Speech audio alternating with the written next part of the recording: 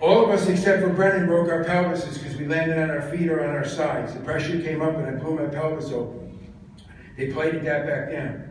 As my body's scrunched together, I think that my right knee comes up and slams me in my chin as my body's coming together. I cut my chin pretty bad. I drive my teeth together, break a bunch of teeth, and bite my tongue in half. But as I whiplash my neck, I internally decapitate myself. I have two rods in there that are from C1 to C4 that are actually holding my head back on. I did not whiplash severely. And my air pack was still on and it came up. And when I went back, it acted like a football player's neck roll.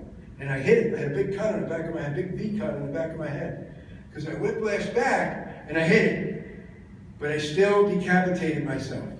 And I stopped breathing in the backyard. The guy from Squad 41, thank God he was a paramedic in his previous life, gets to me, rolls me over, I'm blue and gray. Opens my airway, knows I got a broken neck, stabilizes me, opens my airway, and I start breathing on my own. And I look up, now this is the next thing I remember. Fire's blowing out that window I was just in, and the guy is just coming over on the roof rope that was going to try to come and get us. We were all on the ground already. We were gone. Less than a minute, all 6 of us were on the ground. But here he comes. The fire's blowing out that window. They get me stabilized, they get me to the hospital, but in the hospital I started to develop a bleed on my neck from the injury, and it compressed my spinal cord, and I got paralyzed from the neck down, and they had to put me on a ventilator. For 2.5 months I was paralyzed. I was not moving a thing. They never thought I was going to walk again. They never thought I was going to live. You don't survive that injury. It's the injury that killed Dale Earnhardt. He died instantly, but he was doing 200 miles an hour, we were doing 40. All right, a little bit different. I mean, he tore his head right off of his body. He died instantly. I should have died instantly. Most people do. There's not a lot of people around this world that have survived that injury, but there are people that have. I'm not the only one. But for some reason, I survived. And then I ended up walking again, which they didn't think I was going to walk, but it was a long road of 2 years worth of in and outpatient therapy and everything else. But it was, I'm here. And for whatever reason, maybe it's to do this or to teach the fire service, I have no idea. At the same time that I went, Jeff Cool is actually going out of window B. Jeff finds fire in the kitchen. He points his camera up at the wall. He sees some heat. He opens the wall up and he gets a little fire out of that wall.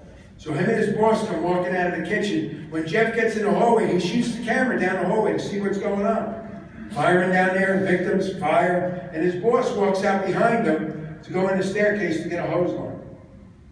He looks down the hallway. He sees 3 firemen at this window down here.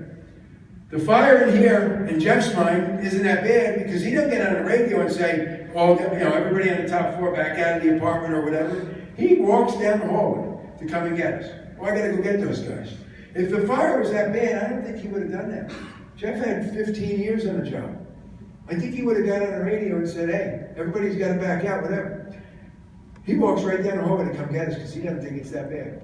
Walks into bedroom 2, and as soon as he gets in the bedroom, it goes off.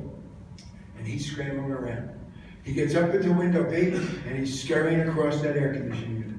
He gets to the end, he looks to his left, and he sees Joey D in window A. He says, Joey, I got a piece of rope, but I got nothing to tie it to. Got a piece of rope in his pocket, he belays himself, throws the bag to Joey. Joey wraps it around himself, and Joey says, you go. As soon as I went out my window, Jeff is basically going out his window. We went out simultaneously. But Jeff has to swing to the center plume. He's got to swing out to here. So he's Tarzan swinging. He comes back after he passes the building. When he comes back, he hits the side of the building. Gets the wind knocked out of him, and we think he let go of the rope. And he's fallen to the ground. He flies to the ground, lands on top of where that staircase is in the backyard, and slams his side. Breaks his hip, breaks his pelvis, screws his back up pretty good, and as he hits the ground, he scratches his head a little bit. Talking in the backyard, seems to be fine. He doesn't remember what he's talking about because in a little while in the hospital, something's going to happen to him. But guys were talking to him. He was giving thumbs up. Everything seemed to be okay. He gets to the hospital. All right, he's just busted up a little bit. But all of a sudden in the hospital, all of his internal organs start to blow up. Start to swell up. He hit the ground so hard, boom, they're swelling up. He's blowing up like a dead deer on the side of the road. They put him in a coma, put him under a tent, and gutted him from here down. Opened him up, and took all of his internal organs out and put him on separate little tables underneath his tent. And for about 2 weeks or so, or a week and a half, He lived there until all the swelling went down, and they could pack him back up again and sew him back up.